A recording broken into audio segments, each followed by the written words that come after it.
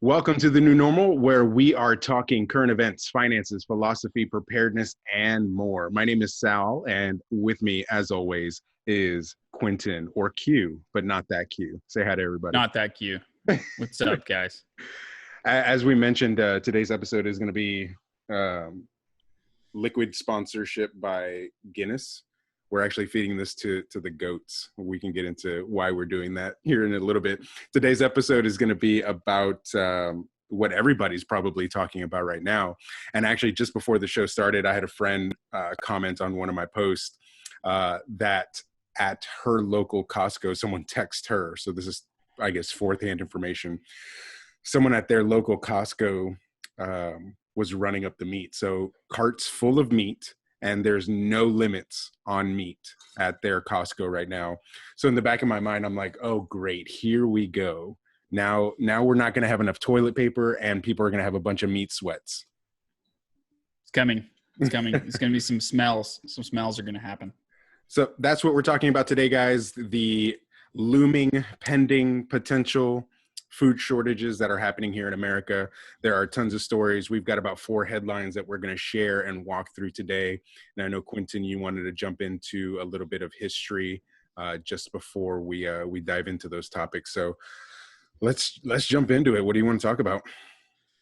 So kind of a few things. This situation is obviously very different from the Depression, what occurred during the Depression. But the way it's playing out economically is probably pretty similar, actually. And by about 1933, you had 2 things running. You had the Agricultural Adjustment Act and the Drought Relief Service. And they caused a bit of a disaster agriculturally. Now, we don't have those things happening, but we're allowing very similar circumstances to occur. Because, first off, back in the 1930s, restaurants were just not a thing. There was not restaurants. Maybe you had a local diner or something like that, but people did not go out to eat. That was very uncommon. And so the majority of the food that we grew or produced here ended up on your table. Whereas a large portion of the food, if not the majority of food produced in this country, ends up on a restaurant's table. And that's usually fine because Americans like to go out to eat. Not probably the best thing in the world to have such a large service economy, but it is what it is. And we're seeing the producers of restaurant food destroy their food. Now, why that's important is because a lot of the food the average American consumes actually comes from places like Mexico. A lot of it, not all of it. And the majority of food that goes to the restaurant industry actually comes from the United States.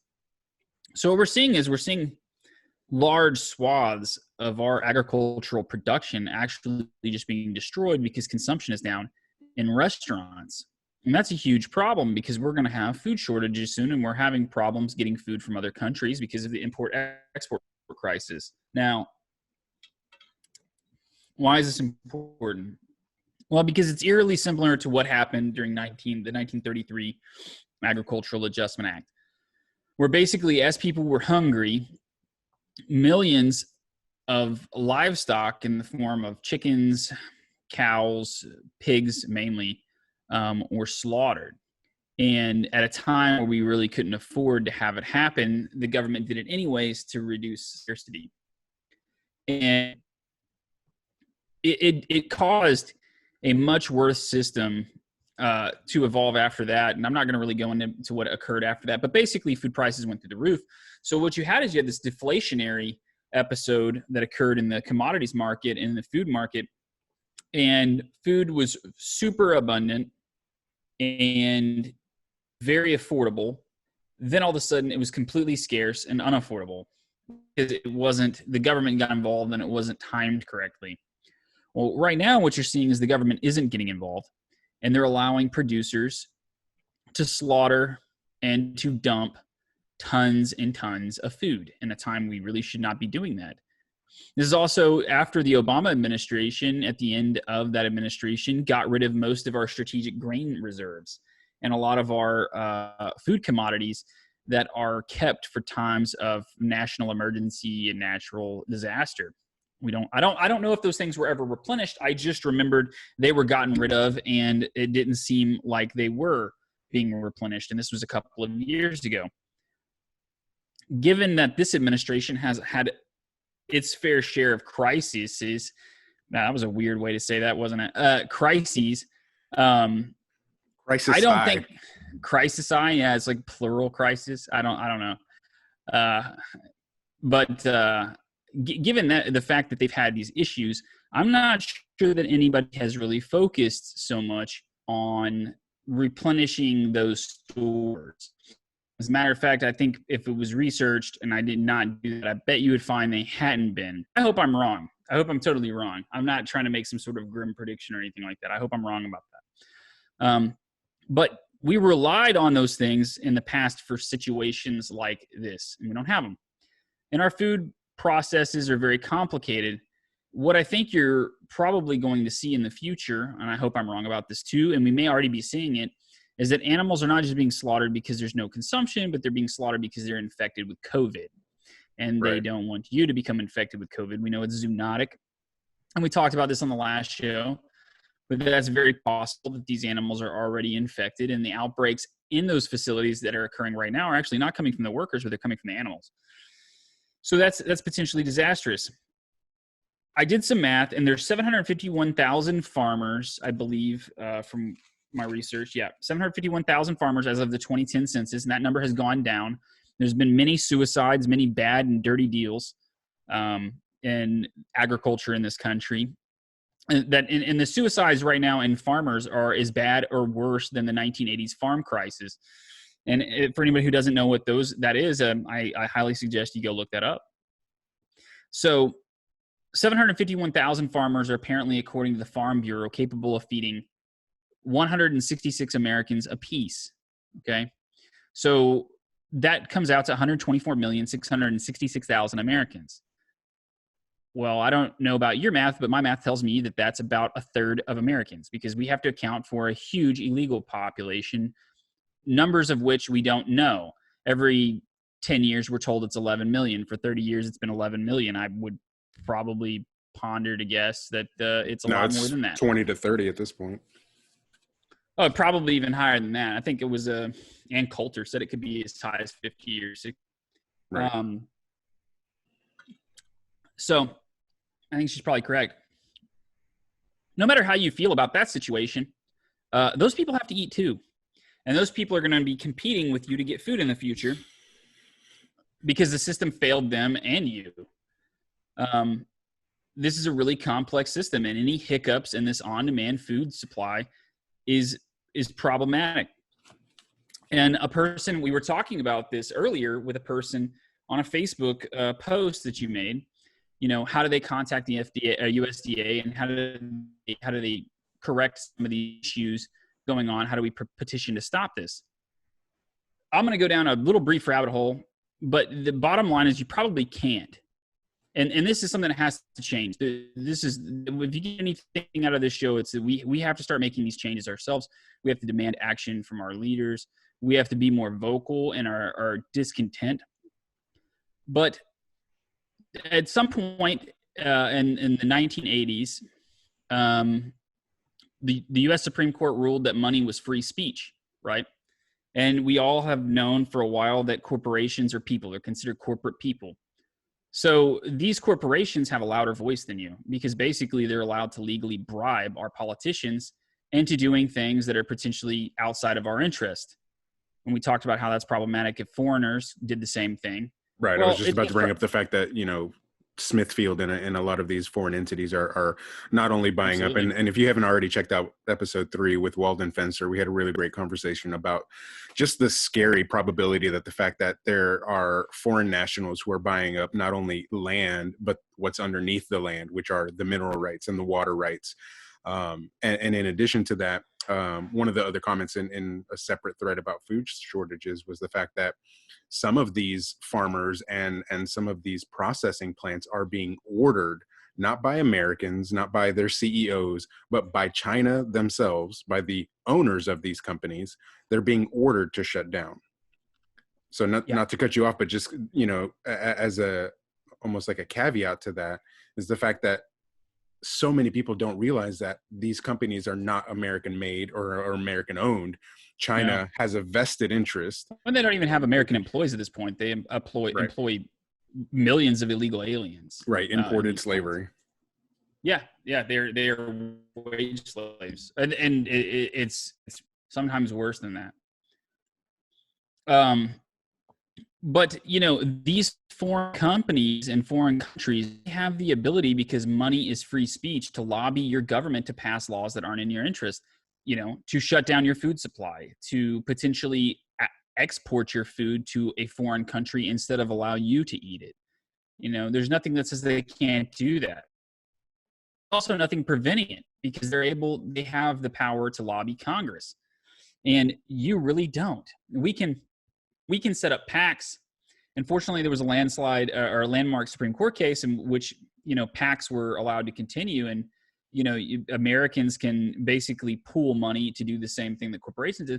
But a lot of times corporations hijack those PACs, and that becomes problematic in themselves. So, that's something that has to change. Money isn't free speech, and I don't care what you think about it. Government doesn't think money is free speech either, even though they allow themselves to be bribed. And I'll tell you why the government doesn't think money is free speech. It's because if you wanted to, you could go take out an ad in a newspaper talking about how great a terrorist organization was. If you wanted to, go try to give them money, see what happens.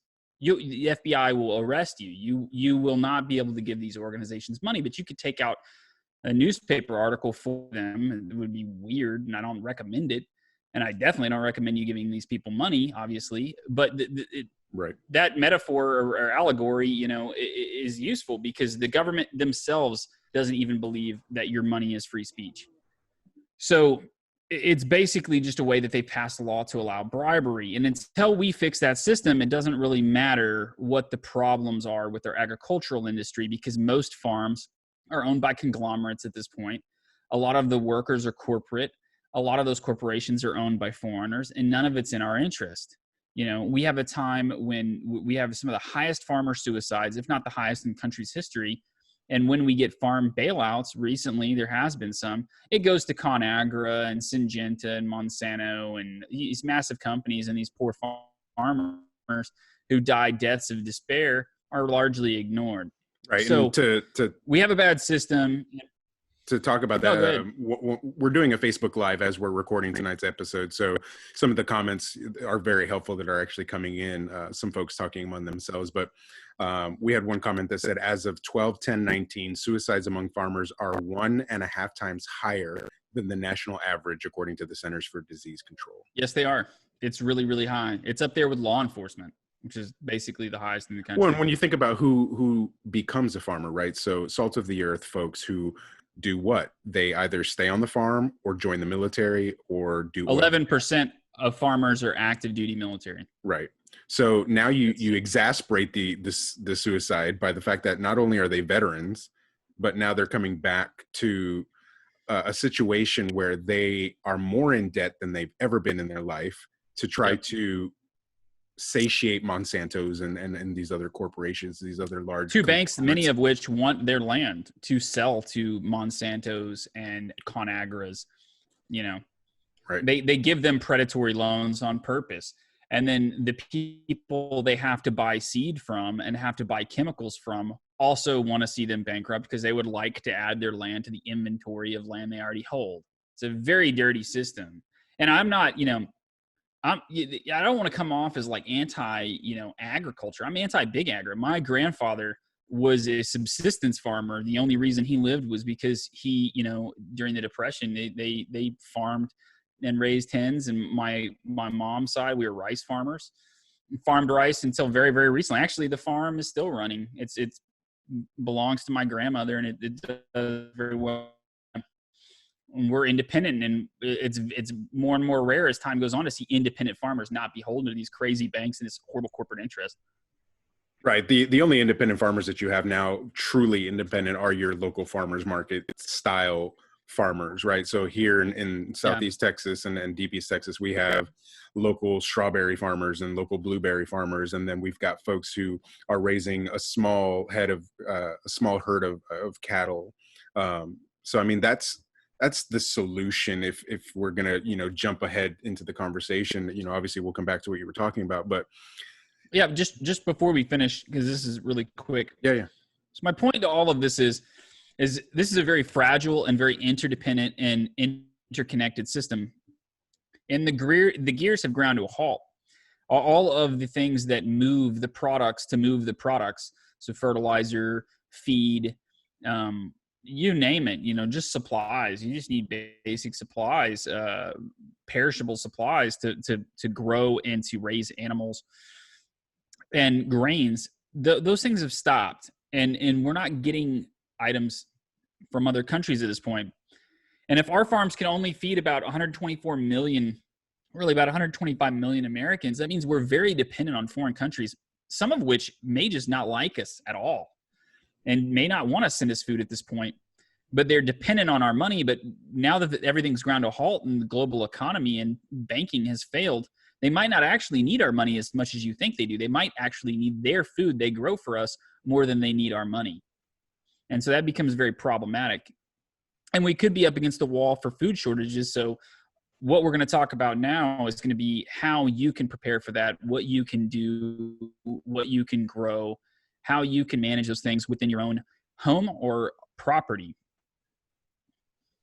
Right. And just to, talk about some of the foreign, there's a contract. I don't know if it dates back as far as 2016, but I know it came up recently with all this food shortage discussion, was the fact that we are now, for the first time ever, getting red meat from an Ebola nation, right? So from Namibia, oh God, we are getting meat for Americans. And this is the part that I don't understand. And my wife and I were having this conversation earlier, is the fact that if every cattle rancher, every red meat rancher were giving back to the community in such a way that they could essentially sustain Americans for, the duration. And right? your average rancher and farmer who is independent will be doing that. Exactly. But you can bet that Smithfield and large producers will not be. Right. And they're shutting down. They're destroying it right now. They're causing that backlog of ready to slaughter meat, and they're essentially euthanizing hogs and sterilizing. I think one of the articles that we're going to discuss, they're essentially giving pigs abortions. And there's that is exactly what happened during the Agricultural Adjustment Act. I mean, to a T. It baffles my mind that we've gotten to such a point in our outsourcing that we have outsourced our ability to consume red meat or just food in general. I mean, we get our fruits and vegetables from Mexico and from other places. We've now are getting our meat from an entirely different continent that has a plague of not only wars, but literal plagues. And that's not to say that everything that comes over there, right? This isn't a Donald Trump statement where all Mexicans are rapists, right? That's not to say that everything that comes from Africa is tainted with Ebola. It's just the facts, right? And we have farmers that could be sustaining American lives. We don't import we don't import mad cows, Right. We don't import cows with mad cow. That might kill you 50 years from now. We don't really know. But we know that if you get Ebola tomorrow, there's a 50% chance you'll die. So not a great plan. No, not at all. And it just shows the desperation. And go ahead. Were you saying something? No, I was just going to get into one of the headlines. So this is from Forbes.com. Farmers face the worst case scenario: depopulating chickens, euthanizing pigs, and dumping milk. So that's pretty much everything that we've covered. I'm going to read a couple things and get your take on it. Farmers and ranchers are beginning to face the worst case scenario, with meat processing plants closing and institutional milk buyers shut down. Some farmers have no choice but to put the food that they've produced to waste. Dairy farmers are trying to decide between dumping their milk and selling their dairy cows for beef.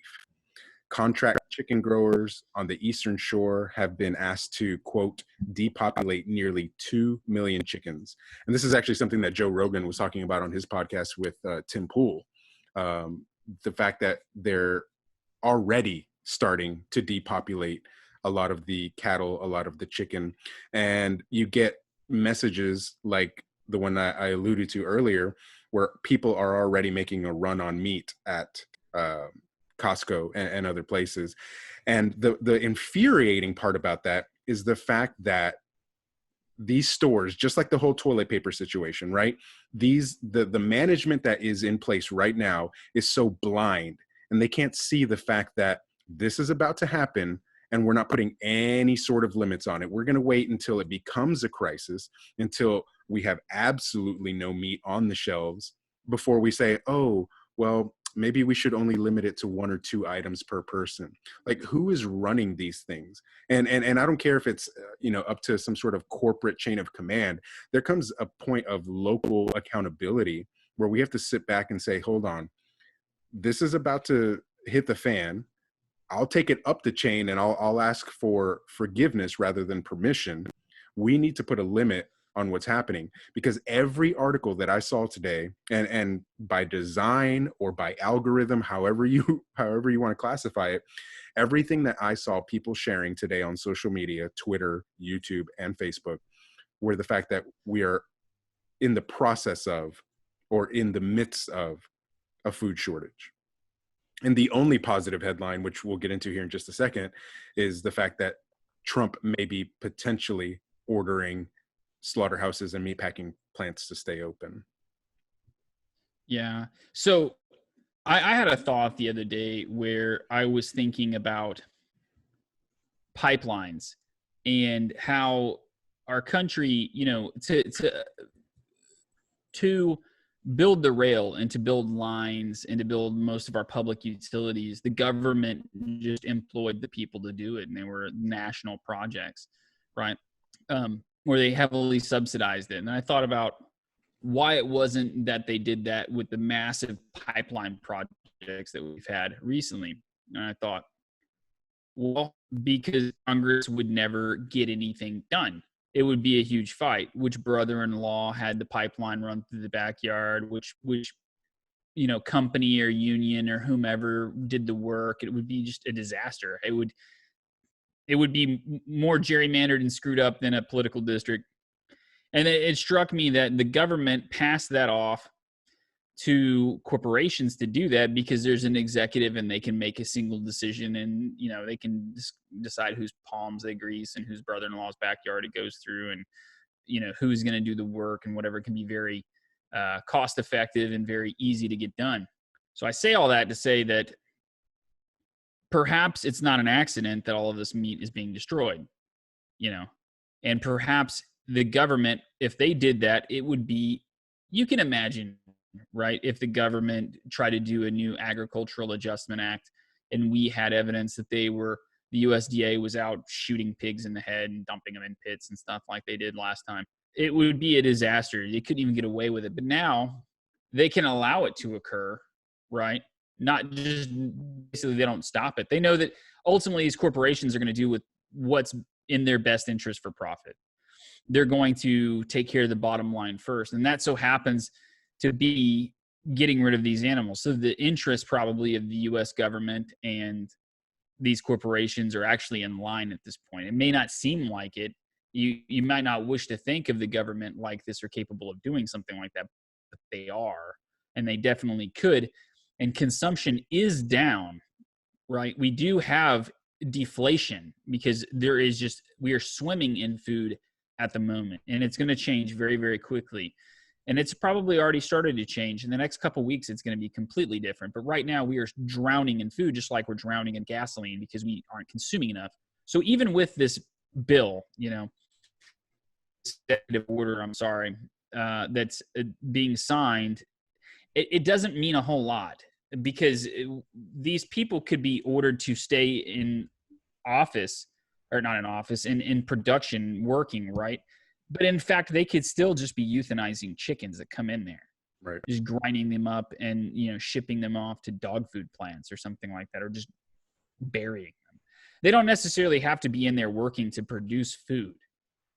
And as a matter of fact, if they're not ordered to do so, explicitly ordered to produce food and start giving it to food banks. And if the government, if they don't step in and say, we're buying it and we're going to distribute it, then there's no guarantee this ever makes it to our table. At some point, the government could have stepped in. We've seen them do this in the past. They could have stepped in, purchased food, excess food, and they could be distributing it to, homeless shelters, food banks, etc. But they're not. They're not doing that.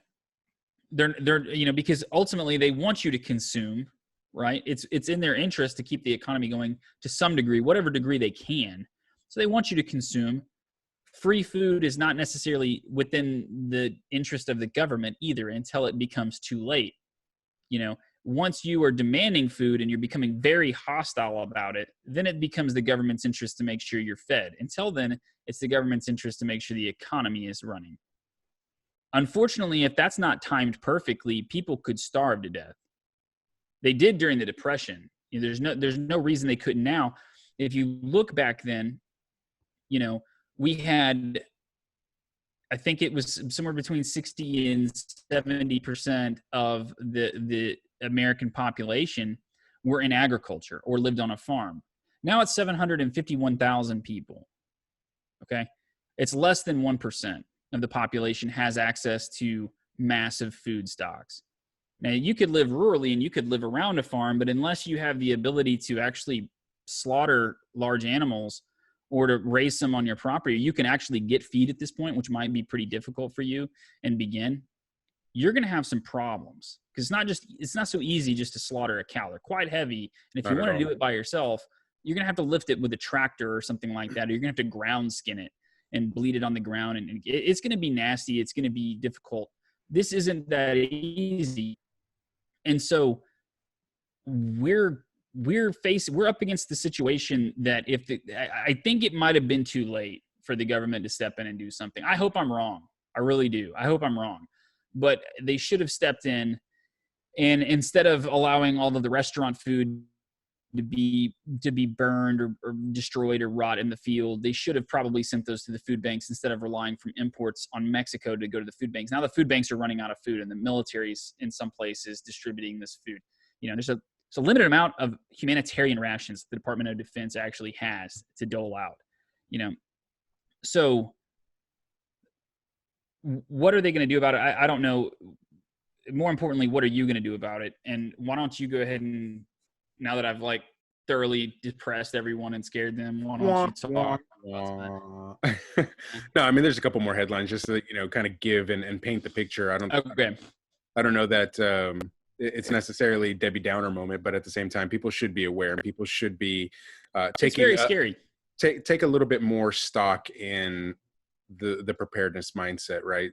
Not necessarily being bunker apocalypse prepper, right? But having that's too late. If you're not already that person, it's too late. Right. You either have your bunker and you're in your little redoubt and with all of your food, or you're like the rest of us, and you're going to have to make it above ground and with whatever it is that you have on hand. So here's a quote from the Financial Post, and it's from Brent Stewart, who's the president of Denver-based consulting firm Global Agri-Trends. It's absolutely unprecedented. It's a lose-lose situation where we have producers at risk of losing everything and consumers at risk of paying higher prices. Restaurants in a week could be out of fresh ground beef. New U.S. shutdowns are hitting at a dizzying rate. Smithfield Foods, the world's #1 pork producer, said Friday, so this is as of last Friday, it was closing another operation, this one in Illinois. That news hit less than an hour after Hormel Food Group said it was idling 2 of its Jenny O turkey plants in Minnesota. JBS said Sunday it would shutter a beef production facility in Wisconsin. So this is very real, right? So the fact that you have people who are reading these headlines coinciding with management at some of these big box stores and the Walmarts and the Costcos out there that are not limiting it right now, by next week, because of these headlines and maybe even because of this podcast, right? Or podcasts like it. Joe Rogan was talking about this today on his podcast. there is going to be, not a potential at this point, but there is going to be some sort of food shortage in your local Walmart, your local Brookshire's, your local Costco, whatever it is that your favorite store is. And we're already seeing it now, right? So like butter, it's so hard to find butter at our local Walmart. We couldn't even find baking soda, of all things. I don't understand why baking soda was scarce. But today I saw, again, the meat aisle, specifically red meat and pork, a little bit of chicken, but mostly the red meats and pork was pretty much empty. And this was around, 2:00 in the afternoon. And this is before the headlines really started rolling out. And it makes you wonder, again, by design or by just algorithm, this trend of pushing this narrative out there that we're about to have a food shortage. And so it's one of those chicken or the egg situations, right? Did the food shortage cause this? Or did the fact that we talked about a food shortage cause this? And you bring up a point that, government could be intervening at some point, but then you have, other headlines from Reuters that came out yesterday: piglets aborted, chickens gassed, and pandemic slams the meat sector. So with the pandemic hobbling the meatpacking industry, Iowa farmer Al Van Beek had nowhere to ship full-grown pigs that make up 7,500 piglets he expected from his breeding operation, right? So he's already euthanizing and aborting these piglets because there's just nowhere to go. All these plants are shutting down. And this is where we need to start talking about what you could be doing, right? So someone living in an apartment, 800 square foot apartment or however big it might be, obviously can't raise a 1,000-pound steer or even a goat or a lamb. But there are certainly things that you could be doing to start getting prepared. And we saw this as of like 3 or 4 weeks ago. Everybody was making a run for seeds, right? So Tractor Supply and Walmart, all their gardening departments were bare yet again. And we're probably going to start seeing it again, where I think in Minnesota, they had sections of the garden department completely roped off and you were not allowed to enter there. You couldn't buy seeds. And they weren't allowing you to do that. Hopefully they're at least going to limit it so that people can get what they want. But at this point in the growing season, if you're already, just thinking about growing something and you haven't already planted something, good luck. But at the same time, try to get your hands on some started tomatoes and some started vegetables of some sort.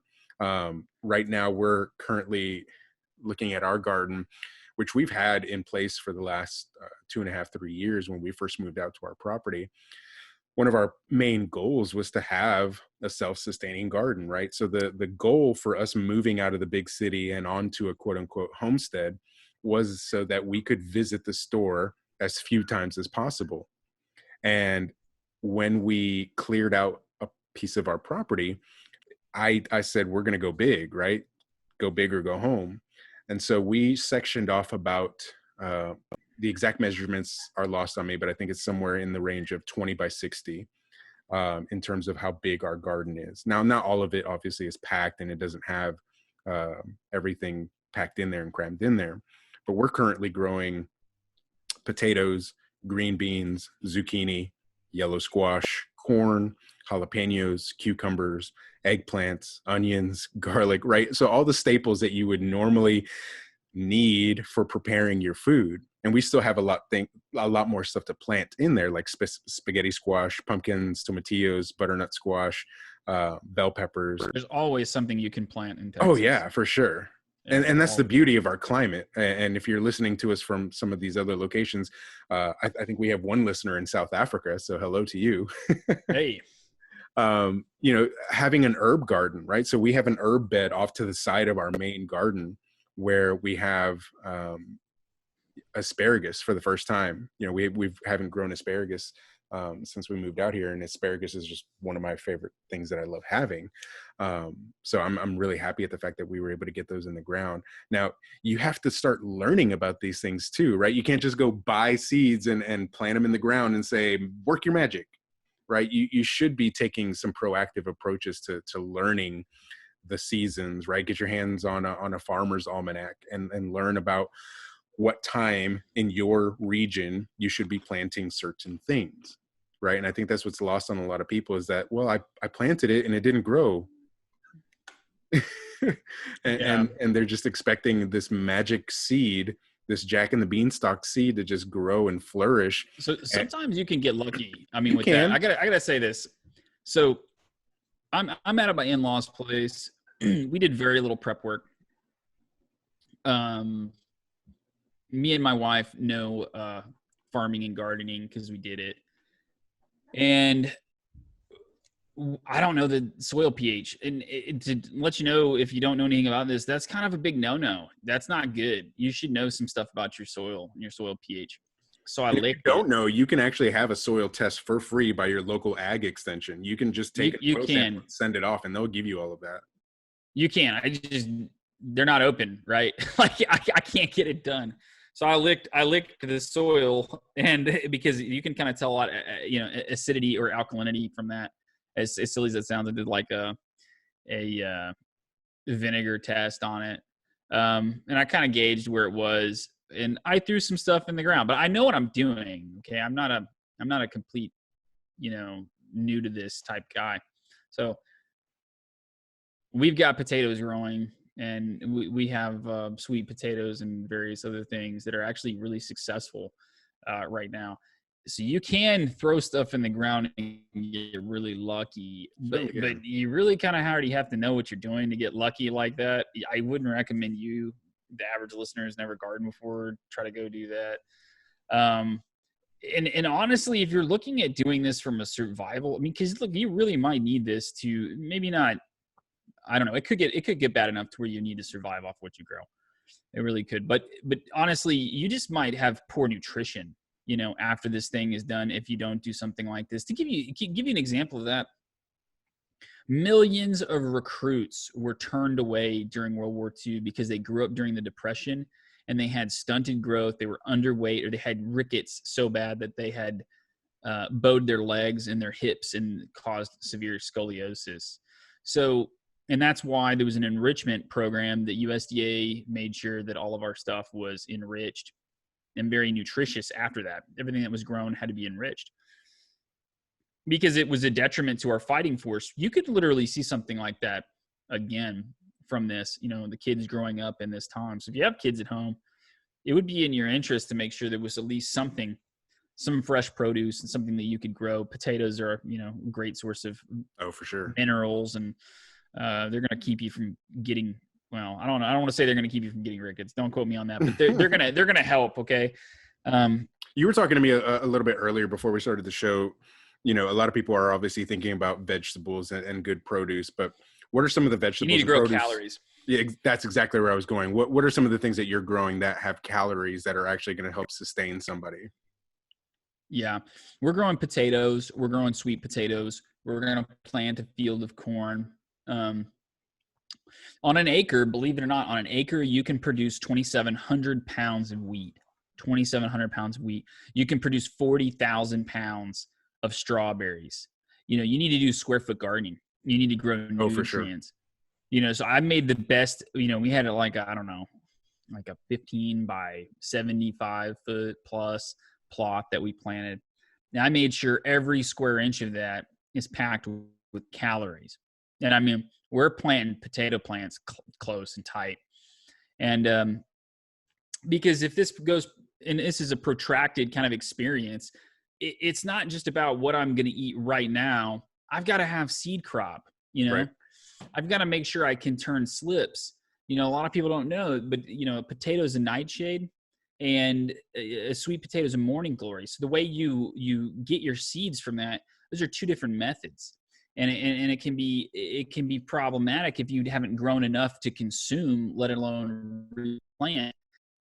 Will be that you eat, in the future. That can become your biggest problem. And so, a lot of people are like, oh, I'm going to grow a tomato. I'm going to grow a cucumber. Cool. I like those things too. They have no calories. They're delicious. Don't get me wrong. I love some salad, and I love some pickles and some salsa and stuff like that. But you are going to become skinny quick, especially if we have a meat shortage. The only thing that you really replace, you can't really replace meat. Let's be honest, you really can't. From a nutritional standpoint, you really can't replace meat. But you can get by and kind of Ooh, you're gonna survive. You're not piss going to off some thrive. vegans. Yeah, yeah, vegans, sorry, but like you're a really unhealthy crowd, and I feel bad for you.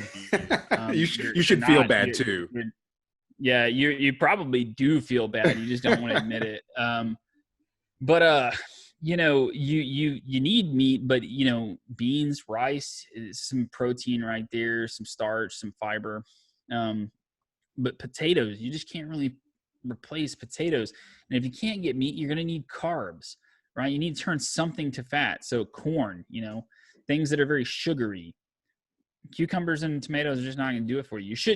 That should not be your gardening plan. And for whatever reason, the garden section is just rife with potatoes and cucumbers and like just useless vegetables. And it's very pickings for decent potatoes. I got lucky in the potato breeds that I got this year, and they're really good for our climate, even though they're really not from around here. Yeah, we got a couple variety of potato. You're just not, your selection of those things at the store is just not very good. And yeah, lentils would be another great one to have in that list as beans. Well. Yeah, like it's about to be too late if you're in the South, to most places in the South, to plant asparagus beans. There's some beans right now that you're kind of either you plant tomorrow or today, or you're just probably not gonna have a very good harvest. But there's always a running cycle. You know, there'll be pole beans, there'll be something next in the next couple of weeks. There's gonna be something else coming out that you can plant. But you need to focus on things that grow very densely and have very dense nutrition, or at least starch or carbs. For sure. And there's a plethora of information out there, right? So between YouTube and documentaries, there's so much information that you could have just a library of hours of information to help get you through at least the learning phase, right? Let's just say best case scenario, we don't have a food shortage. This is all just blown out of proportion. You know, the media is fear mongering us and, you know, everything's good, rainbows and unicorns, everything's great. We're all going to go out to eat next week and everything's great. At the very least, you're at least educating yourself, right? And things that you've never educated yourself in before. And the fact that we are so disconnected from our food, right? And I say this flippantly, but at the same time, there are kids out there that don't know where their eggs come from, right? So they'll go. Are you kidding me? They come from Walmart. Exactly, right? So why do we need farmers when we can just go to Walmart and get our chicken? Like, why do we need chicken farms? We can just go. What? I don't understand, right? And the brown eggs, those are organic, right? Those are fully organic. Oh, not a specific breed or anything. They're just like really much better for you. I mean, there's such an ignorance in where food comes from. And I don't say this to be, you know, pretentious and a jerk about it. But at the same time, like, guys, brown milk got chocolate in it. It doesn't come from brown cows. And it sounds silly to say that, but I mean, the ignorance that is out there, unfortunately, because we are just so disconnected, right? Get out there. Let's be real. Brown milk has corn syrup in it. Well, that's true. Not mine, though. Yeah. We raise goats. We raise Nubian and mini Nubian goats specifically for our, the milk consumption. And I went and got some good quality cocoa powder that we could make our own chocolate syrup. So at one point we had so much milk in the fridge that I was just like, these kids aren't drinking it fast enough. And, you know, I don't want to get rid of it. And obviously we can freeze it and make soap and all these other good things. And I was like, I got the bright idea. I was like, you know, we haven't had chocolate milk in a long time. So I made this homemade chocolate syrup. And I started adding it into one whole jar, one whole half gallon. Man, I'm telling you, that went quicker than I've ever seen milk go. Oh, I bet it did. It was hilarious. Oh, exactly. So now every time we have one jar of a half gallon jar of chocolate milk, and then all the rest of the milk sits in the fridge. You know, what we don't either give to the goats that are still feeding or any of our customers that come by and grab some milk. But I mean, these are the type of things that obviously if you live in an 800 square foot apartment, you're not going to raise goats, and you're not going Talk to your local pothead though. He might have an idea of how you can grow in there. Exactly. Some hydroponics. Your local, like your building stoner, ask him, no, but seriously, some full spectrum lights and some like hydroponic irrigation or something actually could go a long way if you have a couple of windows. And I mean, you don't even really, I mean, like I said, if you have full spectrum lights, you don't even need windows. You can grow in your closet. I wouldn't recommend it and be funky, but I mean, you might want to consider doing that. Yeah. And we got one of these comments, that there are a few vegan athletes out there that are high performance. Vegan diets can be done right. But for most people, it's not right. So it's just one of those things that if you don't go in full, those people are athletes, right? They've got the time and the resources. I want to say this, so I don't look like it, but I'm over 200 pounds, right? Because I have this what is it, like a mesomorphic body type or something? There's like endomorph and ectomorph and mesomorph. Anyway, I'm like the middle, and I can just blow up. Like if I want to go work out or whatever, I'll be like 240 pounds in like 6 weeks and just blow up. And I can eat garbage and do that. These people are athletes. Like they have a strange body type that makes them good at whatever, and their genetics make them particularly good at whatever it is that they do, right? And it's very expensive to be a high performance athlete on a vegan diet. And I agree, you can do it, but man, why? Because not all vegan diets are like clean. Some of that stuff you're eating, like Oreos are vegan, man. Like that's not good, not very. I would rather eat like an Omaha steak. I would rather eat a whole Omaha steak than like a handful of Oreos, probably. You're making me hungry. Get it more. I know, I'm starving. Well, and going back to the fact that there are so many resources available to us to learn these things, right? Like at this point, if you have not watched Forks Over Knives or Food Inc., I'm sorry to tell you, like you're so far behind the curve. Even if you just watched it for entertainment purposes, a year ago or 2 years ago. But one of the documentaries that I wanted to kind of advocate and promote, absolutely no affiliation to it, is Back to Eden. And that's what got us really pumped and jazzed about gardening when we were living in a big city, is we didn't have a huge backyard. We didn't have a lot of soil, a lot of good soil. Obviously, it's sod. So we did a raised bed garden, and we did the Back to Eden method. So if you're not familiar with the Back to Eden method, just to kind of give you a summary, the developer of this, and the name escapes me, he was walking, and he lives in Seattle, I think it is, or the Washington State area. And he was walking around and he was talking to God, and he's asked, God, who's taking care of the forest? Who's taking care of these trees and these plants? Nobody's tilling this land. Nobody's doing anything with it. How is it happening? And his answer was, look down, right? And the answer was at his feet, which was covering. And that was the word that came to him. So the Back to Eden method is essentially covering your crops. And that's not a relatively new method, right? So people have been doing that for centuries. But what he found was using wood chips was a great method of retaining the moisture inside the soil. And because those wood chips are organic, they will eventually break down and become such a rich source of soil for you. And because it retains so much of that moisture, you're using much less water. So again, if you're living in in a metropolitan area or a suburb area, let's just say water restrictions happen, you don't have to worry about that because the water situation is essentially handled in your garden, right? So the method behind it is you have about 6 to 12 inches worth of soil, mushroom compost, a whole bunch of other things that obviously you can go to backtoedenfilm.com and watch the documentary.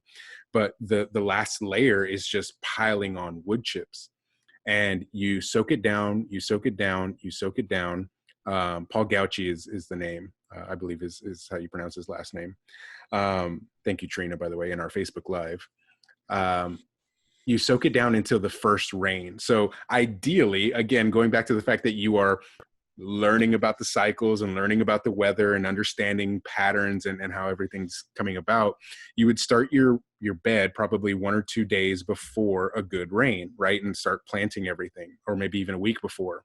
And then once that first big rain comes, you just stop watering and you let it do what it's naturally made to do.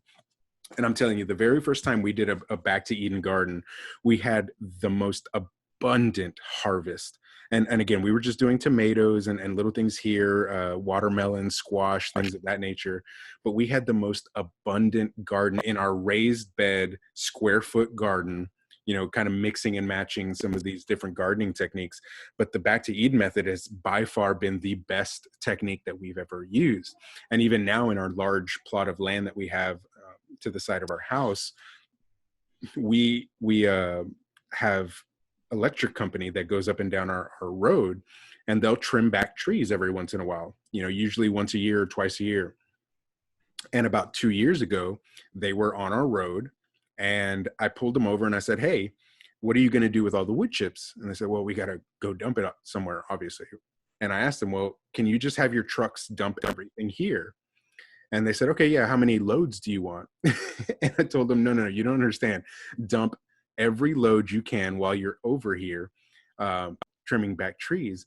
And there was a huge smile on his face because he knew he didn't have to obviously drive out to where it is he needed to dump those. So he's saving his time and saving money. And those guys dropped off, I can't even tell you, maybe 5 or 6 loads of wood chips. And we're talking about tons. Exactly. It's the big wood chip haulers.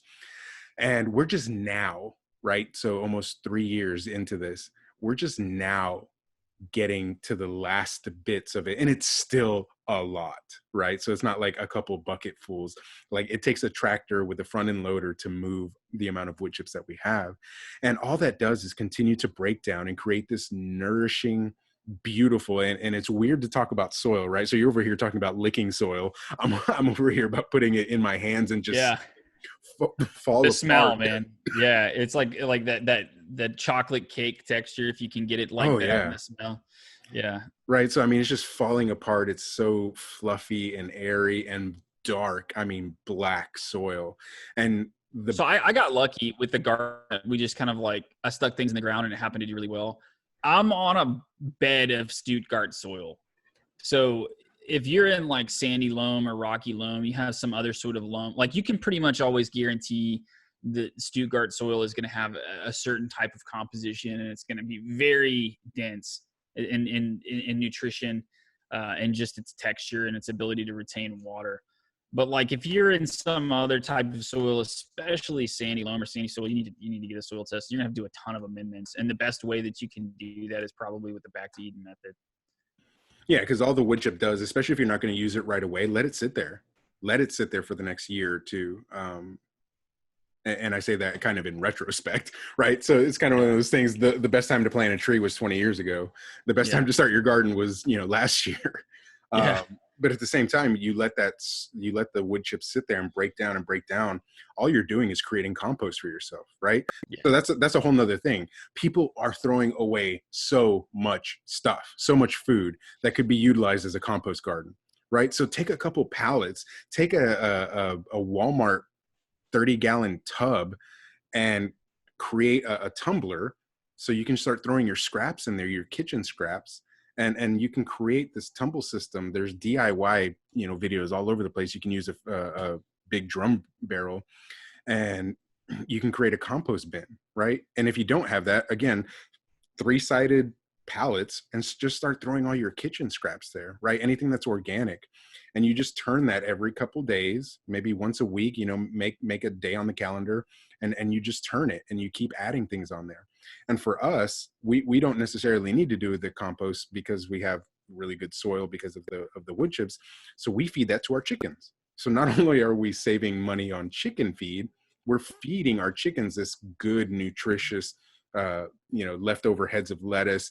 Before we started getting into the financial system that we're in now, where we're saving a lot more money, but also spending a lot less money, there would be times where we would clear out our fridge and I mean, just the wasteful nature of us lazy Americans, right? So the back of the fridge has a whole 25% of your food. Exactly. The average American wastes 25% of their food every month. So in the back of the fridge is this whole head of romaine lettuce, or just, iceberg lettuce that went to waste.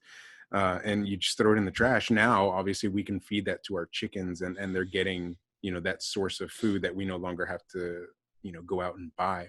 So and chickens are way better fertilizer than whatever banana peels that you're going to throw in your compost ever are. Oh, for sure. Like, and they're great chicken tillers. litter is the best. Yeah. Oh, yeah. They are the best farmhand that you can hire, because they eat very cheap, and they, you can just feed them tablespoons.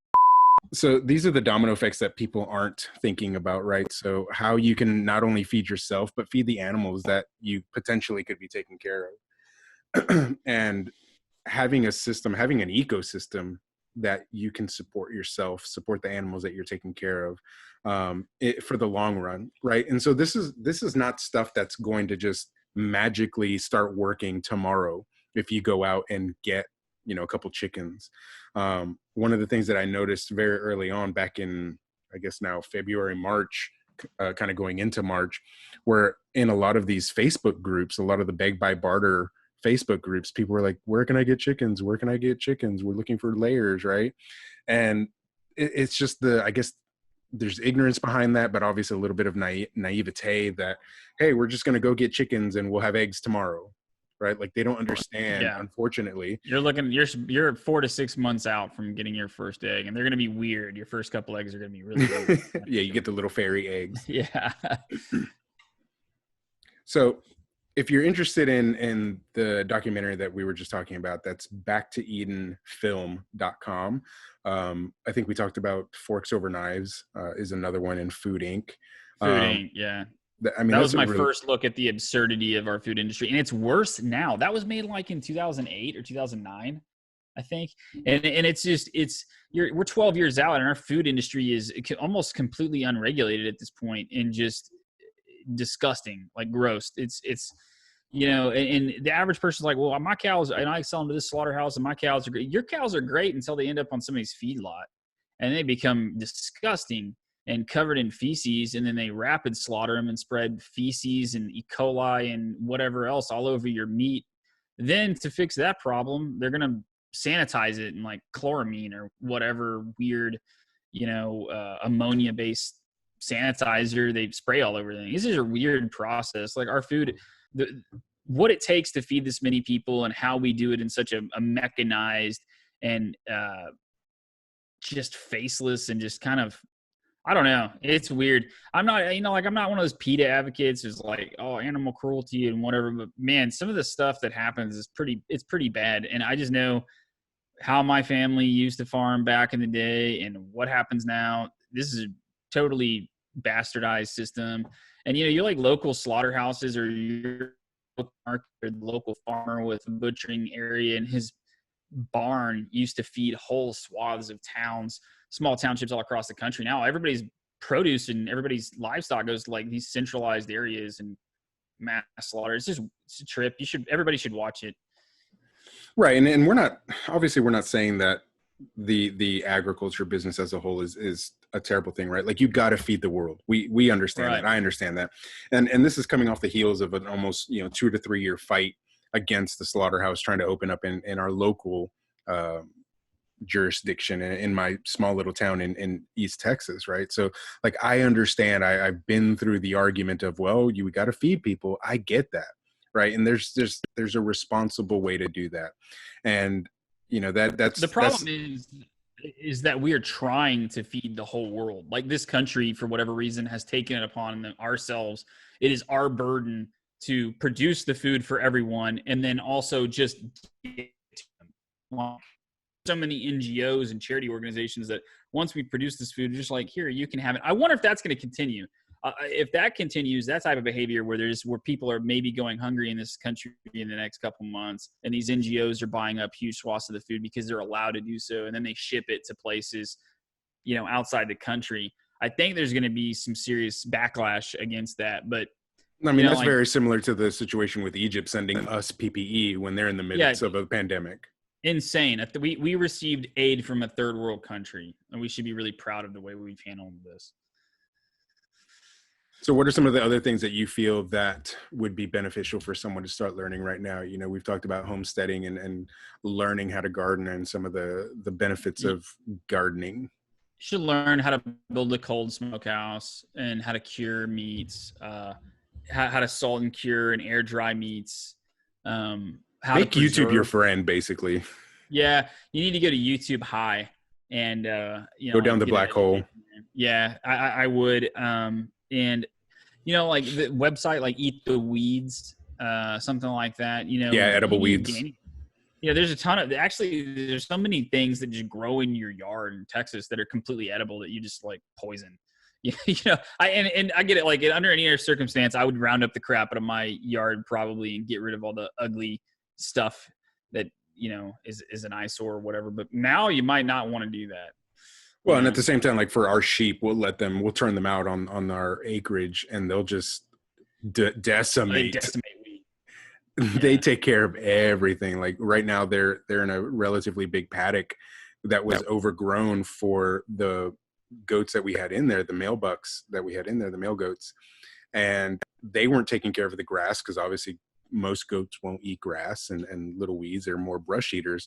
So we switched out the sheep's pen with the buck pen, and they have taken care of that. Like within a few days, it's already down like a manicured lawn, and it's almost getting to the point where we need to take them out of there so that they can start moving on to another paddock to take care of the grass. But I mean, these are the type of things that we're not teaching people, right? So there's no, other than FFA, which is more of a rural program anyways, there's just, and that's very like big agra anyway. That the whole idea behind FFA now is moved past like homesteading and homestead farming to like how to be productive in large scale production farming, which is good. We have to have large scale production farming, right? But they're not teaching those basic skills anymore. Oh, something that most people don't know. If you don't already know, if you're listening to the show, you probably do know that. But if you don't know this, you're going to want to make sure you're getting good seeds. You're not going to be able to plant like, oh, I got this from the grocery store, I'm just going to take its seeds and plant it. That's probably GMO. I'm not like one of these people who are GMOs are the devil. Like we have to feed the world. I get that. We have to at least feed ourselves, and that really aids in that. But they're sterile. They're sterile on purpose.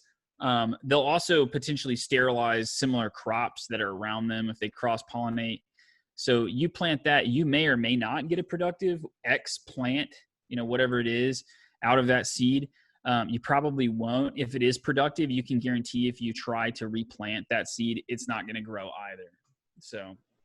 Right. So, I mean, looking at heirloom seeds is something that we have. My wife has a huge binder of just all the seeds that we've collected over the last few years of doing this. And that's just what it takes, right? Like, so if you're not already in this, if you're not already taking the steps to learn and understand how much work goes into not only just feeding yourself, but what it takes to feed the nation, right? And this is where this food shortage is coming from, is the fact that we've disrupted, and I say we as a collective, as our government, as the virus itself, right? So we have shut down a system, an industrial system that is feeding us, and it's created this domino effect that isn't just about the virus anymore, right? It stopped being about the virus probably 3 or 4 weeks ago. Yeah. And we have states like Texas who are slowly starting to open up, slowly starting to introduce people back into the public. To be quite honest with you, not much has changed for me and that's anecdotal, right? So not much has changed for me when I go into town. I don't see the effects. And obviously we live in a very small rural community, so it's not a major metro, but I'm just not seeing the huge effects that some of these cities are seeing. What I am seeing is the food shortage, because we are rural. So it takes that much longer for us to get the shipments in, right? So they're going to feed Houston and they're going to feed Dallas before they feed, Podunk Town in West Texas or Far East Texas. What you should be concerned about too is the Walmart there in your town is actually a distribution hub for Walmart in that area. So they actually, unlike most Walmarts that operate strictly on the Kanban system, they have a storehouse in the back of the Walmart.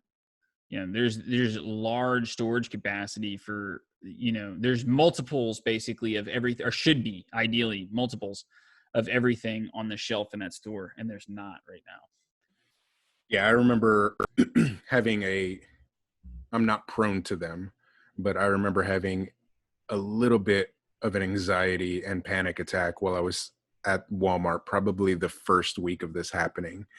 And when all the stories about the toilet paper were first hitting, right? So this is February now, right? How much time has passed? But I remember going down the aisles kind of laughing at the toilet paper situation.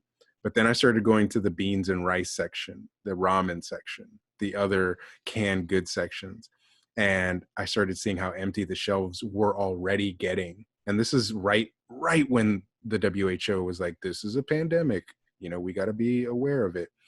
I just remember having a little bit of a panic attack in the middle of an aisle. Like, it wasn't Hollywood panic attack, sitting in a fetal position, curling back and forth. But I remember getting very antsy, and I wanted to leave the store right away. I composed myself really quickly, and I turned to my wife and I was like, I don't want to be here right now. Like, this isn't what they prepared us for, right? They didn't talk about that it would be so quick, that it would happen this quickly. It was just supposed to be a flu. It was just supposed to be this seasonal thing that no big deal, right? So like the big thing in media right now, at least on the right side, is showing all the clips of the Democratic leaders saying, this is no big deal. Come to Chinatown. Everybody should be going to Mardi Gras. Come to the beaches. Everything's good. And then at the same time, you're sitting in a grocery store and you're seeing shelves starting to get empty. And I've never been the type of person that's like hoard everything right now, but I live under the mentality of 2 is 1, 1 is none, right? So yeah. I will take an extra can of beans because we're going to need it, right? So I don't have to come back to the store in case I forgot it. But that mentality starts exponentially growing where they're like, oh, Jim just grabbed 3 rolls of toilet paper. I should grab 5. Well, Bob just grabbed 5. Yeah. So they just started growing and growing and growing. It's prisoner's dilemma. Tom Green had a really good, interesting theory on JRE, and he was talking about why he thought the toilet paper shortage happened, and it's because toilet paper is so big and bulky that when you take 2 or 3 packages at a time, it makes it look very bare very quickly. So you have 3 or 4 families that take 3 or 4 packages each, and makes the shelves look really bare really quickly. So then again, the game theory, it just starts exponentially growing from there. And like I said in the last episode, and probably the episode before that, why do we still have a shortage on toilet paper at this point? Yeah, that's really strange because we produce, I still don't have an answer on that. Maybe somebody in your neck of the woods who's listening in the lumber industry, maybe they can give us some insight. Maybe somebody, if there's anybody at the plant, the paper plant, I'm just kind of shocked because we produce pretty much like 95% of the toilet paper that we it's only one in brand. This country. That's the thing that's killing me. There's only one brand sitting on the shelf, and it's like an end cap at our it's Walmart. The John Wayne toillet paper. No, not even that. It's like Angel Soft, so it's at least a good brand. Okay. It's at least a comfortable brand. We're not sitting here with sandpaper, but at the same time, it's like, where's everybody else? Where's Charmin? Why aren't we getting any Charmin in? I don't get it. I don't even have any answers on that. I mean, yeah, man, I got kind of made fun of because I knew about this back in the end of December, and I pretty much immediately, like, once the end of December and the beginning of January rolled out, I was like, oh, this is a pandemic. So I'm looking like a moron getting food in Sam's and stuff, and then what's awesome, I haven't had to go to the grocery store, so I still won't. I probably won't need to. So the joke's on everybody else, and I shouldn't say that. That's not right. But it's okay. We only have a few listeners. Yeah. But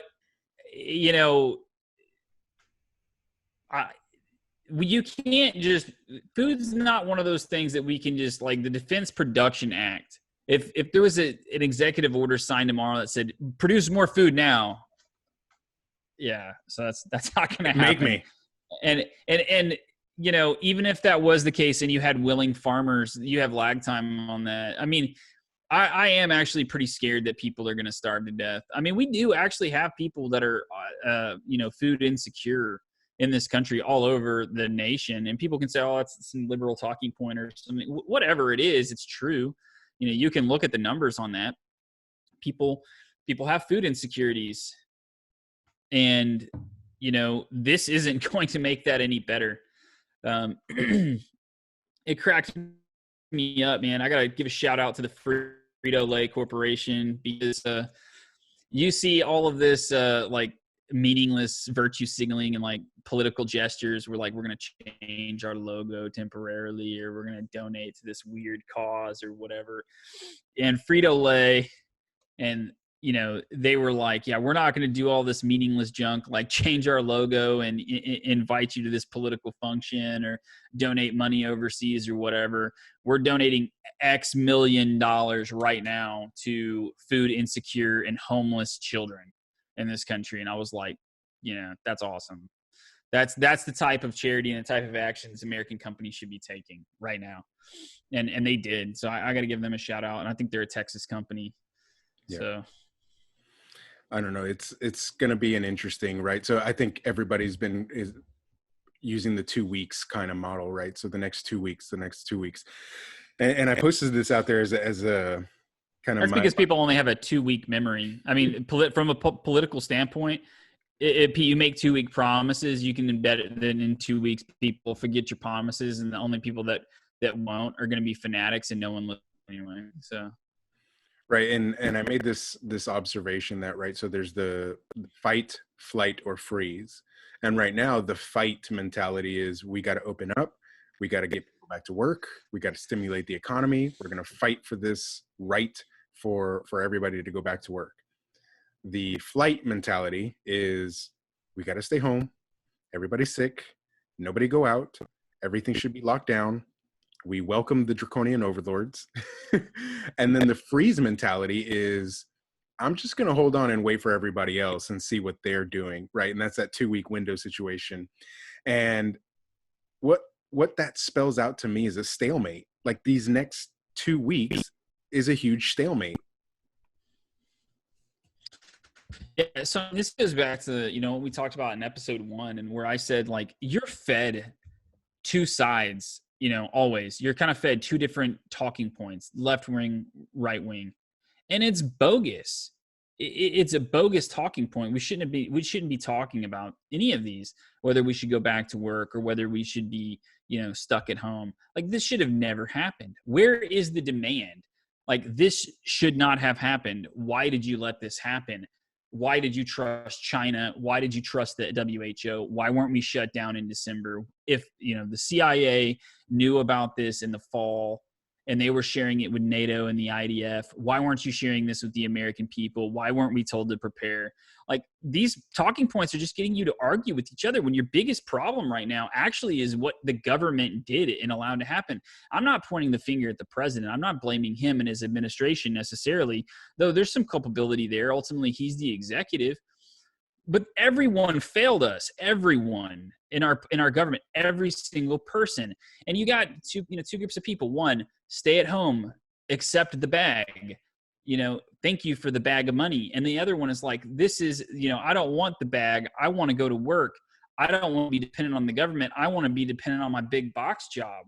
It's like, why is dependence on one faceless bureaucracy better than dependence on another faceless bureaucracy? Where's the signs? Where's the protest saying I was already unemployed, underemployed? You brought in H-1Bs to replace me at my job. The bag ain't enough. Like, why did you allow this to happen in the first place?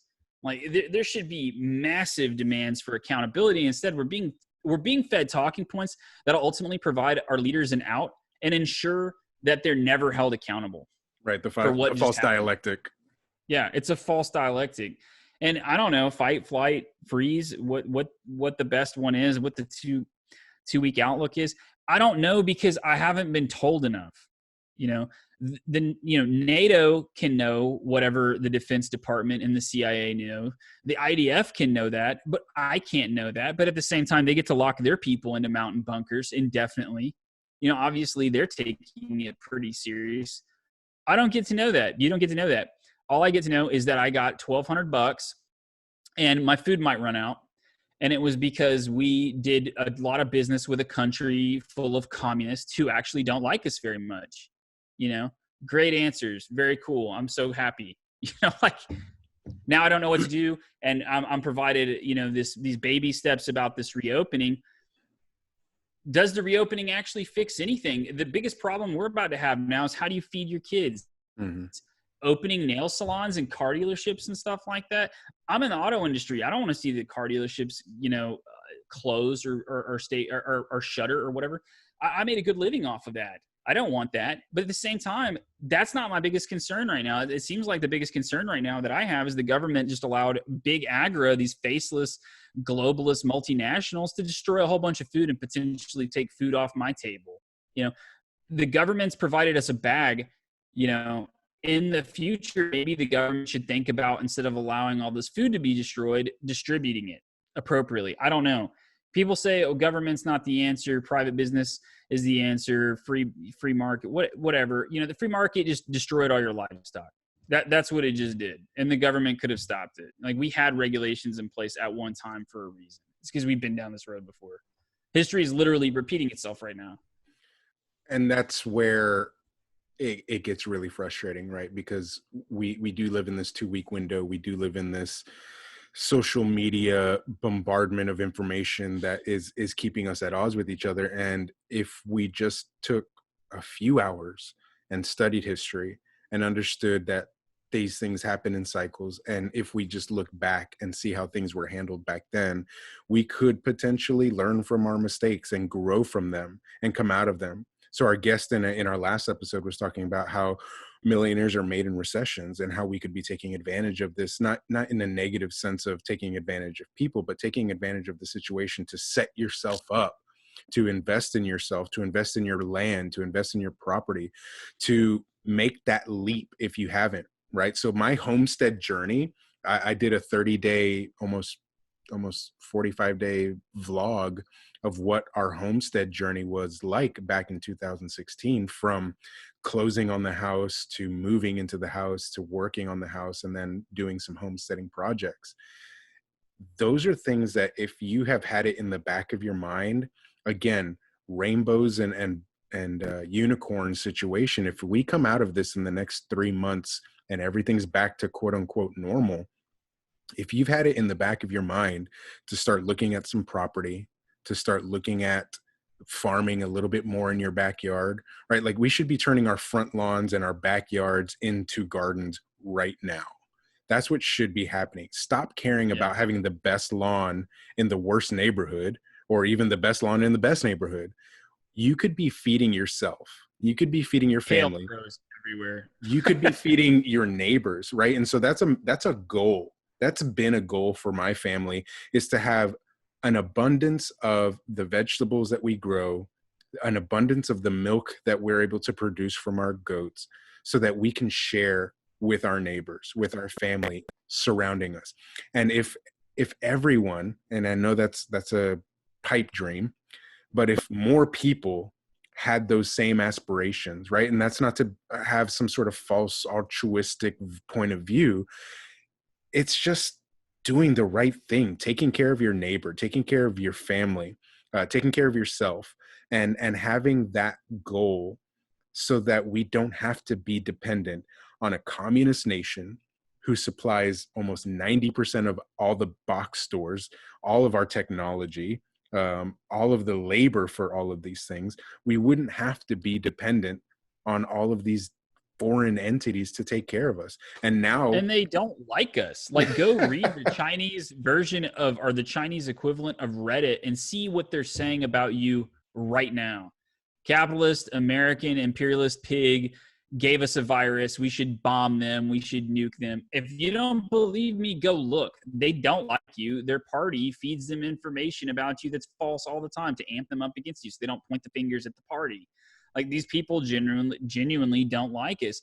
And it's all just fake, smiles and, slights that our leaders get from their leaders. It's all pageantry, and it's a dog and pony show just to keep the wheels turning for big box or whatever, and there's not necessarily anything wrong with big box or what Sam Walton envisioned, but most of what Sam Walton sold when he owned Walmart was American made products, and that just doesn't exist anymore. Like, this is so weird that a system like this, and if you think it's just the flu, fine. The flu just basically toppled a whole system. The most complex economic system the world has ever seen basically just got drugged to its knees by the flu. And we talked about that in episode 2 with Corona Weapon or Corona Hoax, in the fact that, I love the fact that we were talking about it first and now Joe Rogan's talking about it. But are we headed to war with China, be it fourth generational or a hot war? Are we headed that way? We've got Australia or China who's threatening Australia to stop their propaganda that this was a Chinese-made virus, right? So now we're getting these puffed up chests of diplomat versus diplomat, country versus country, this saber rattling. We've been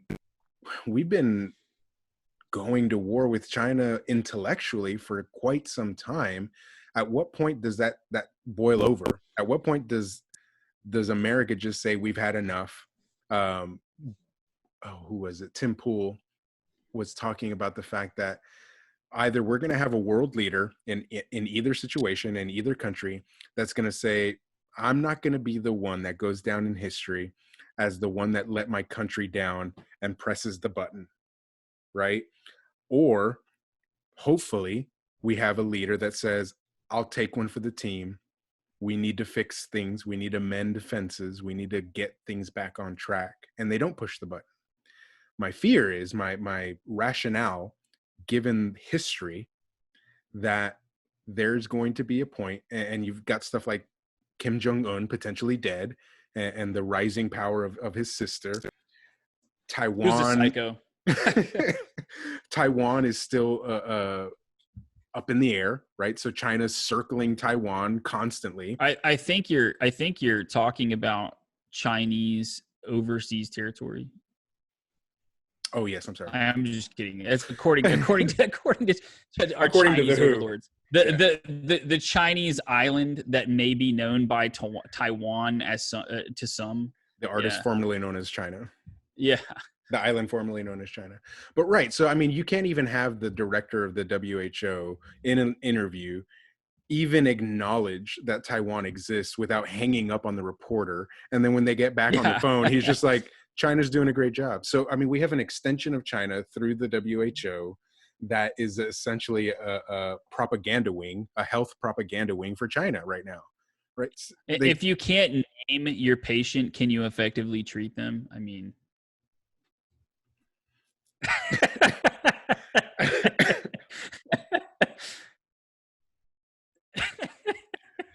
I had to mute myself for that cough.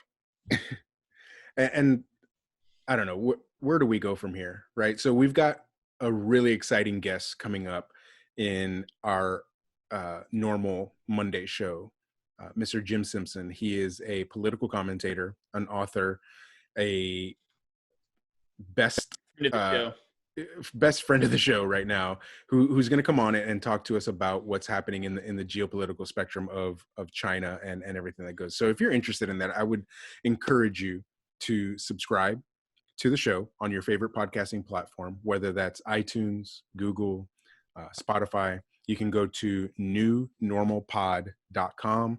All of the show episodes are going to be there. You can subscribe to the newsletter where we'll be alerting you about new shows, upcoming guests. We've got a lineup of guests coming up. Please go back and check episodes 1, 2, and 3. We've had some really insightful conversations. Again, not to sound, I guess, pedantic about it. We're tooting our own horn.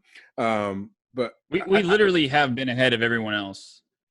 And You're welcome, internet. you're welcome, Joe. But the fact is that I see these headlines and, like the food shortage stuff, right? Like we were talking about that in episode 2 and 3, the food shortage, and now it's everywhere, the food shortage.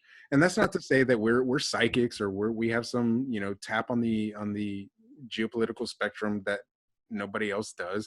It's to say that you can recognize patterns, and if you can recognize patterns, you can see what the next 2 weeks have in store. And we were talking about this in the last episode, that this is now a 3-year game. Like we need to start thinking about the next 3 years, right? And people are so tied up in the next 3 days, potentially the next 3 weeks, that they're not even looking. They might be having another Tiger King show like in 3 weeks. Oh, of course. 3 months. I don't remember. They got to release another episode of Tiger King. That's definitely going to keep everyone. They have to. I mean, what do you do about the tiger situation? Like nobody's talking about the tiger situation. The Chinese would like to make erectile dysfunction pills out of the tiger situation, I think, is what they would like to do. The tiger, I would like to see a Chinese version of Tiger King. I wonder what that would look like. I think it would just be like people going into India and they would eat them and like causing geopolitical strife. Oh, definitely. Penis first.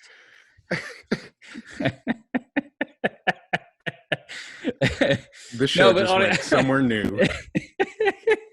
No, but I mean, seriously, look that up. People should look that up. That's real. I didn't just make that up. Again, this episode was sponsored by Guinness, and that's where a Bloody Mary. Guinness and a Bloody Mary. No, but like seriously, to talk again about the food situation. I mean, there's been a food problem in this country and worldwide for a while now. I mean, we've had crop failure all across this country.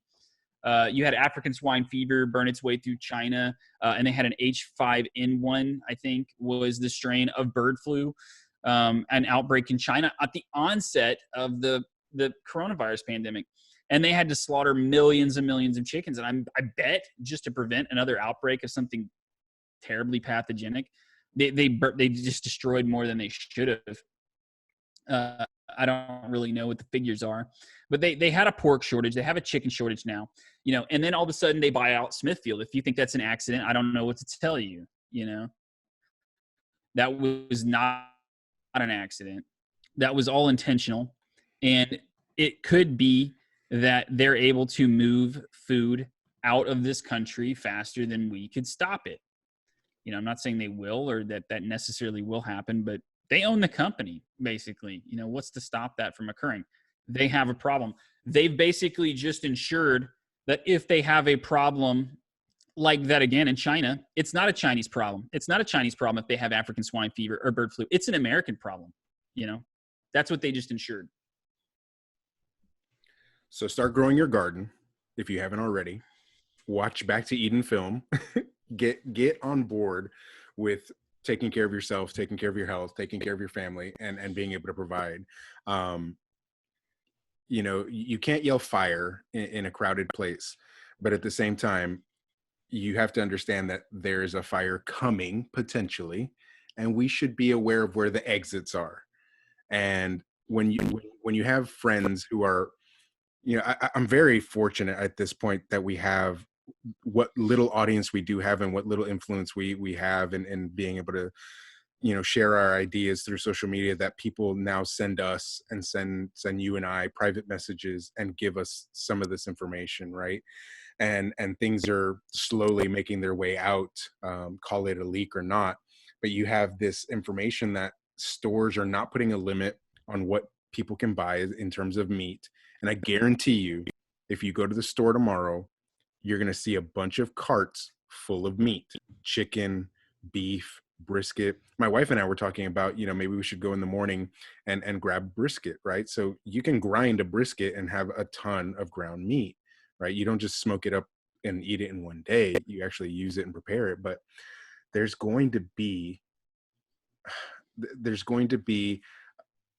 a wake-up call very soon that we've been wasteful with our food, right? So you were saying 25% of our groceries go just into the trash.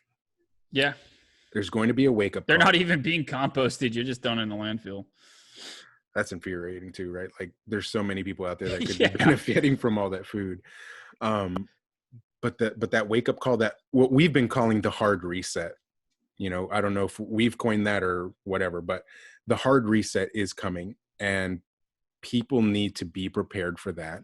And the way you get prepared is by investing in yourself, in your knowledge, not sitting on the couch, writing it out, by hoping and wishing. You can pray. I certainly would advocate for prayer, but you have to take action. You can't just sit there. Do something, right? So in Brazilian Jiu-Jitsu, one of the things that they teach you is do something. Just do something, whatever it is. Get yourself out of that situation.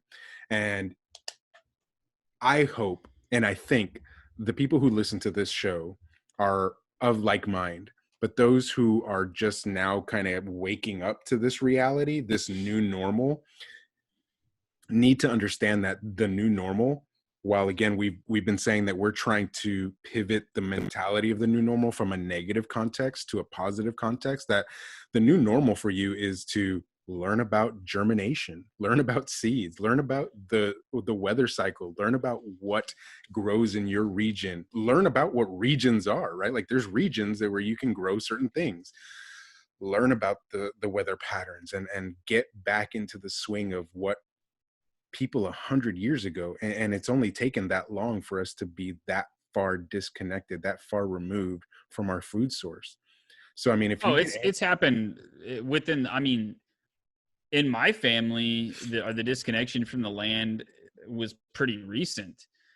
I mean, within a generation, basically. And then some people in the United States, it's really recent. And you're talking about it. Every baby boomer, if you grew up in rural Southland, grew up on a farm, probably, like almost every one of them. And they never really learned the skills from their parents. I know my great-grandparents, they could probably stick anything in the ground and get it to grow. Knew all of these different tricks. My dad's dad, he could tell you anything about how to smoke, cure, and preserve, and just whatever. I mean, all the things that he knew. And I mean, that knowledge, I mean, more or less just didn't get passed on. A lot of it was just lost. But there are resources, like we've talked about, back to basics, country wisdom and know-how, the encyclopedia of country living, stuff like that. One of my favorite YouTube channels, it's a good personal friend of mine, Zach Bauer, runs an American Homestead, and they've been doing it for, probably six plus years. And it's a great resource. That Weed 'em and Reap is another great YouTube channel if you're looking for resources to learn. And that channel, they're in like Las Vegas or something, and they're on an acre of land. And my wife is telling me Arizona. My producer. Still terrible. Still right. Terrible. But they're on an acre of land, and they've got goats, they've got lamb that they're raising, they've got chickens, they've got a pond that they just built, and this is all just on an acre, right? And so someone who's listening to this who lives in the suburbs, invest in raised bed gardens. Go out there, grab some 1x6s, slap a box together, grab a box of screws, slap a box together, grab some soil, grab some compost, grab some wood chips if you can, and start learning, start failing. The best teacher out there is failure, and you're going to learn quickly. And it's unfortunate that it's in a situation where you're being forced to learn. So like that frustration of failure obviously is going to kind of exasperate some of that anxiety. But I mean, it is what it is. Start getting with your neighbors, start growing what they're not growing, and learn how to trade off, right? Like, I think the barter system is going to be a really big thing coming up, with work, with food. I'll give you a dozen eggs if you can do this thing. I'll give you some milk for this particular, trade. Can you come work on my vehicle because the mechanic shops are all shut down because, they've all got COVID or something like that. Yeah. Yeah, barter is going to be huge in the future. I mean, it already is in most rural places. Yeah. Our monetary policy, and that's a whole other topic for another show. But there is something that how to do that your neighbor doesn't. There is something that your particular soil subset can do for you that can't do for your neighbor because they're in a different type of soil table or something like that. There is something about your geography that provides you an edge. You just seen it yet. Oh, another thing, you can have livestock in your own backyard. A lot of people forget you can get rabbits. Rabbits can literally live off, backyard chickens, backyard rabbits. Now you can starve on rabbits. You're still gonna have to have a fat source because rabbits really don't provide a very good fat source. So you can have rabbit starvation, but you can still get some fresh meat. And if you've got, just some lard or something you can add to fried rabbit, that's a pretty decent fat source, but they'll just graze on your grass. Chickens, believe it or not, if you have a tractor in your backyard and can move it around, you're not going to have to feed them as much as you think. You can get a few 100 pounds of feed on hand, within the next couple months. That'll go a long way, and you'll get plenty of eggs out of that. And you might even have a few chicken to eat. Yeah. And the way we do our chicken is we have a specific flock for our layers. So we have a layer coop, and those are the ones that we get all of our eggs from. And most of the breeds that we have for the layers are dual purpose. So meaning that obviously they're going to lay eggs, but when they what's your breeds? We have Australorps. We have I'll tell my breeds too. Yeah, I have some Barred Rock, some Australorps, Comet Star. They go by a variety of different names, like Red Star, Comet Star, something like that. I've never grown those. They are very productive, and they lay like goose eggs. It's ridiculous how big these eggs are. Really? But they are constant. They're almost kind of like the production reds, where they're just always producing. And when we first do you have any Jersey Giants? No, when we first got into chickens. Yeah, facts. No, I'm serious, because I'll trade. Well, I can bring them over, but I can trade you some Jersey Giants for some of those Comet Stars. Yeah, we want to get a couple more too. Like Tractor Supply is not getting them. All the hatcheries that we usually order from, they're like way backlogged into like August. I gave my incubator to somebody. Otherwise, I would offer to let you use it. We have an incubator that we're currently.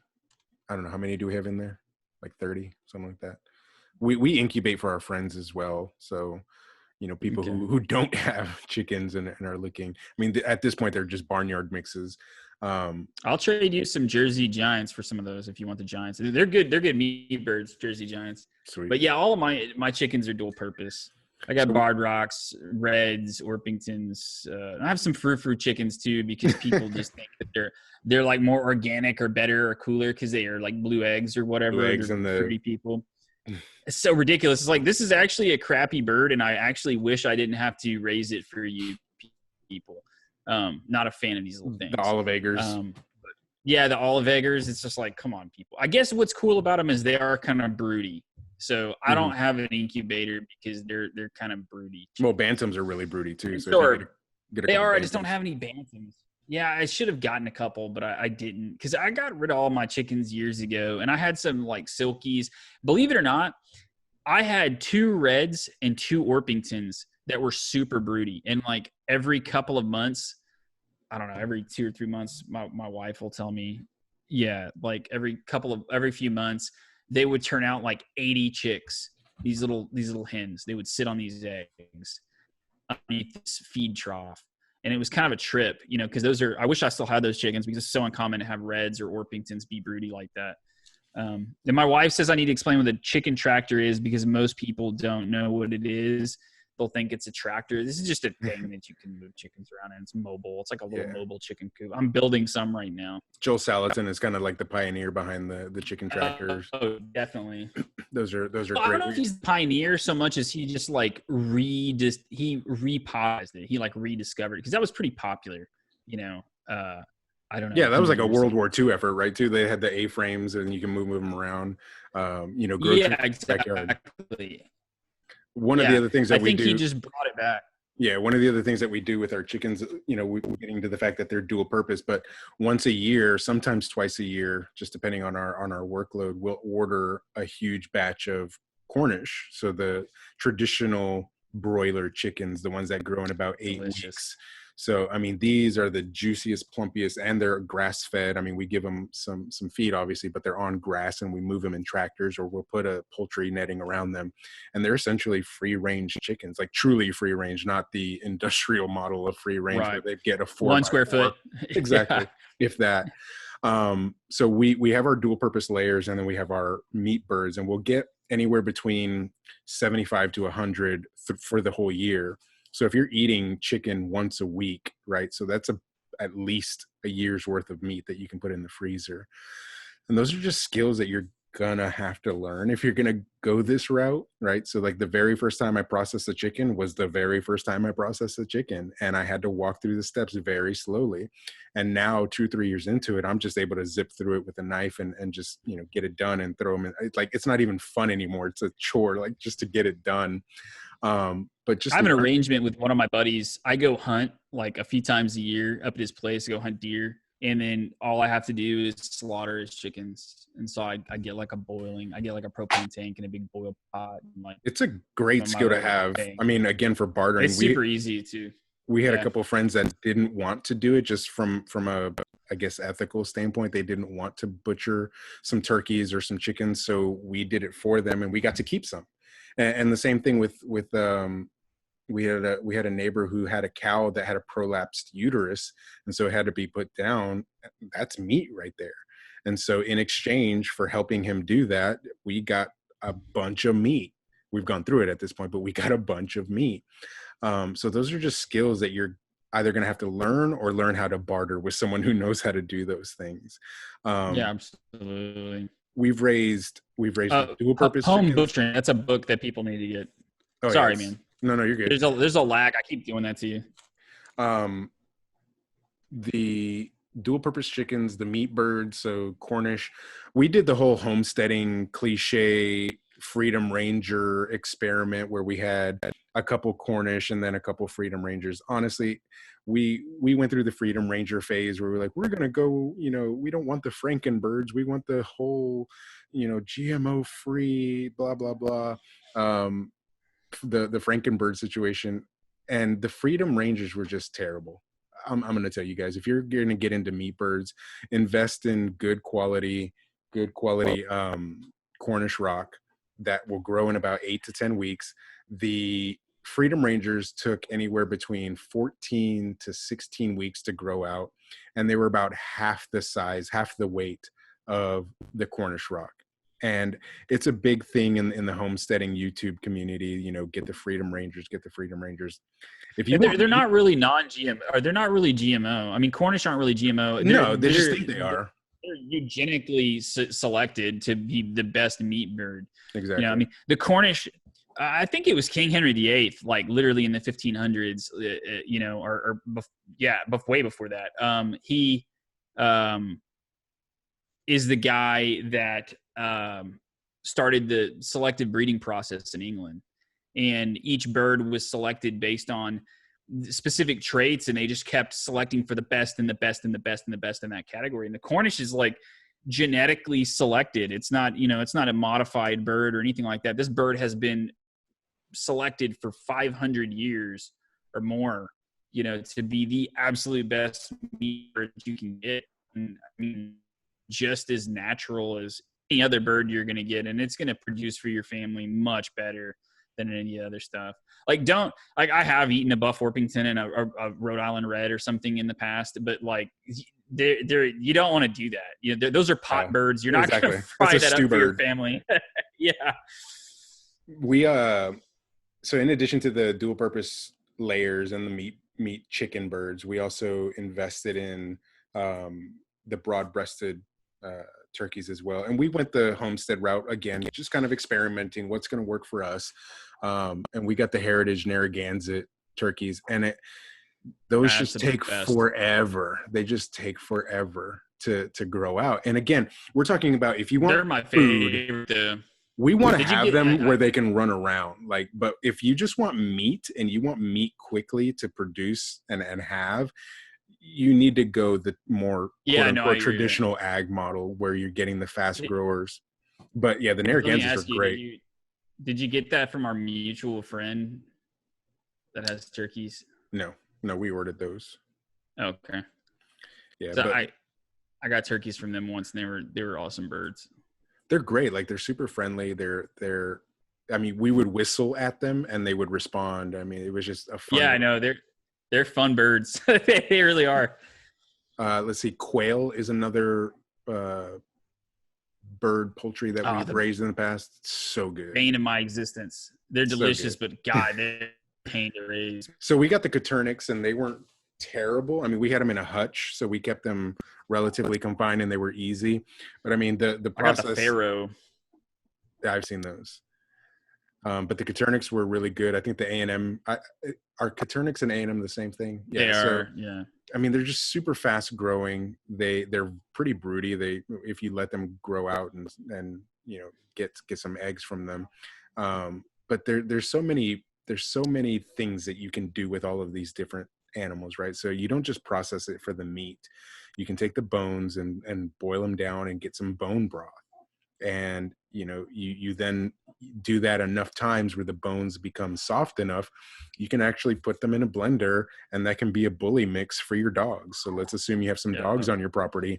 You can feed your dogs this ground up bone and meat mixture, and now your dogs have something to eat, right? So we're not only thinking about ourselves when we're talking about a food shortage. This is going to trickle down to, you know, house cats and house dogs, you know. And the maybe freezers of America could be packed with pets. Oh God, no, we're not China yet. No. But yeah, I mean, these are the things that people just don't think about, right? The cause and effect and the domino effect that this is going to have, right? So like back in January, we were concerned about getting a coughing fit that could put us in the hospital with a bad pneumonia. And that's all the way now to April, end of April, going into May, where we've shut down the economy, shut down our cities, shut down our way of life, to the point where now we're talking about food shortages. And what happens with food shortages? Well, now you're talking about a famine and people not being able to eat, or bread lines. And we have pretty much big box bread lines. And you can still get the bad cough. Exactly. Like it hasn't gone anywhere. And now we're back. Yeah. Everybody I know in the medical field is, you know, I know somebody pretty important actually in the medical field that runs a very large hospital in Houston, or helps run one anyway. And they're very worried about a second wave, you know, what that looks like, because you're not really immune to this thing. Like they're telling people you have the antibodies, and from what I'm gathering from different people I'm talking to, yeah, the antibodies are meaningless. It doesn't really matter. Actually, it just means that you could be really, really, really sick next time. Like right, it's almost like shingles. Yeah, it's bad. So like, you know, food, you know, get the fancy cold when you're hungry. That's going to be pretty miserable. So tell me something that you're reading to get you prepared for the upcoming post food shortage. What are you reading? As far as like survival or yeah, for fun or for survival. Man, honestly, I have. I'm not gonna say because I have a pretty grim outlook on how that'll be a conversation for another day of how bad I actually think it could get. But honestly, I'm not reading anything because like I kind of lived this way for a long time, you know, and I already kind of have these skills and I know a lot. I listened to my dad's dad, although he didn't do any of this stuff as he got older.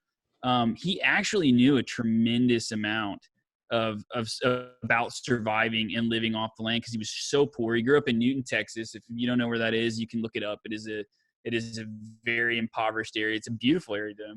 And you know, he lived, you know, in a very bad time in a very poor area and knew things that people hadn't done to survive since, you know, the 18th century. And he taught me a lot about that stuff. He's actually probably one of the first people that got me interested in homesteading and growing meat and vegetables and, you know, growing meat, raising livestock, and curing and smoking things. Like I didn't ever build a smoke with him, but he taught me how they were built because he was a carpenter and he knew how they were constructed. You know, so I would say actually, without going to get a book first, if you have an old timer that's still alive around you and they lived on the land and they grew up in this way at one time, they're a larger wealth of knowledge than a library of survival books, because you're kind of up against the wall as far as time is concerned. You don't have the time to pour over a whole bunch of books. That person can give you a crash course in what it takes overnight, and you could be a huge benefit to them because they're not able to do these things for themselves anymore. Right. One thing I'd like to say, if you do get chickens, everybody needs to, while you can still get it, get some mineral oil. So you can turn your eggs into shelf-stable eggs for, I think it's like up to a year. Right. If people do that, if you refrigerate an egg, believe it or not, you've just put a timer on it, a pretty quick timer. But you put mineral oil on and throw it in a pantry. In Europe, most people just keep eggs in the pantry. Yeah, none of our eggs go in the fridge. They all sit on the shelf. No, why would you want to waste eggs by putting them in the fridge? I mean, that's once you start thinking like this, and that's like you just most people don't even know that the eggs that are sitting in the grocery store are almost 3 weeks old anyways. Yeah, and they're washed. Don't wash your eggs. Don't wash your eggs. And your coop is clean, do not wash your eggs. Just if it's got a little poop or something on it, pick the poop off. Rub the mineral oil on there. It'll be fine. But you wash them, you just put a timer on it. You put it in the fridge, you just put a timer on it. You put mineral oil on it, and you just, you set an expiration date a year from that day. Pretty much, maybe not. I've heard they can last even longer. And do the water test. Do the water test on your eggs. Flow test. Mm-hmm. Yeah, canning is going to be another kind of skill set that people need to start exploring and understanding the preservation. Yeah, preserving all this food. You can grow all the food you want, but if you can't preserve it. Yeah, no, exactly. I would be interested to know if there is if there's a readily available, what's up? Just time. Oh, if there's like red salt in the food or in the stores at this point. Cool. Well, guys, thank you so much for joining us for another episode of The New Normal. We hope you've gotten something out of this, that it's been beneficial to you, that we can help edify your experience and be at least one resource that you can turn to, and hopefully get some new skills or learn about a new way of life that maybe you hadn't considered. If this is your first time joining us, we want to thank you for your time. We encourage you to download the podcast at thenewnormalpod.com. If you get it on Spotify or iTunes or Google, we would encourage you guys to start downloading it there. If you have any feedback, those of you who joined us for the Facebook Live, we appreciate your comments. If you have any feedback of how we can improve the show, any topics that you'd like to hear, we'd love to hear from you guys. Any closing thoughts, Quinton? No, if you, yes, one, sorry. I just immediately started with no, that's the Bloody Mary, it's the Bloody Mary talking, I guess. So, like I said, if you have an old person in your life that lived in, a rural area off the land at one point in their life, and they still have a sound mind, pick their brain. It would be a good time to do that. Well, this has been National Public Radio, and we thank you so much for your time. If this has been a benefit to you, please, again, consider subscribing. And until then, stay safe and welcome to the new normal.